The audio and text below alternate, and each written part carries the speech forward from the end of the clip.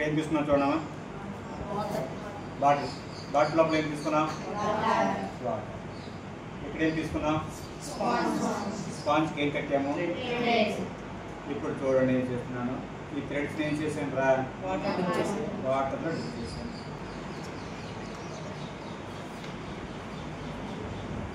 ఇదేంటి తెలుసా, సైఫన్ అంట.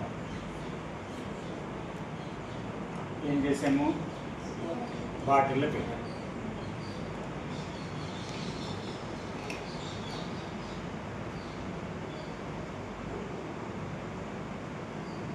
ఏం తీసుకున్నావురా, దీన్ని కవర్ చేస్తాం.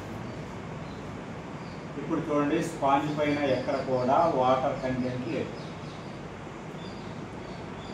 లోపల ఉన్న ఈ ట్యూబ్ ఉంది కదా, ఈ ట్యూబ్ని ఇక్కడ టచ్ అయ్యేటట్టుగా లోపల పెట్టాం.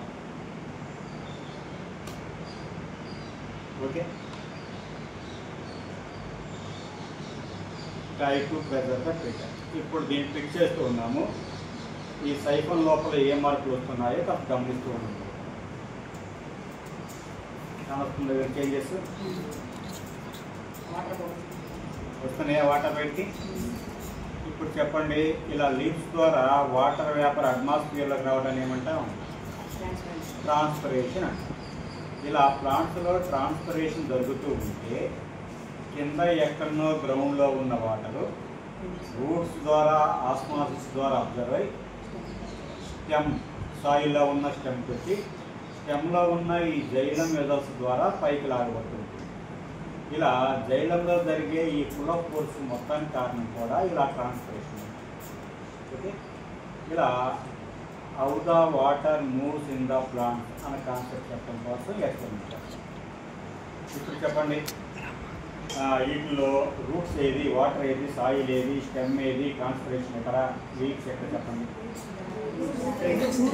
Roots cuts. Okay, what ever the soil. Where is the stem? Tube. It is the stem. లోపల ఉన్న tube xylem. It is the leaf. The process is the transpiration.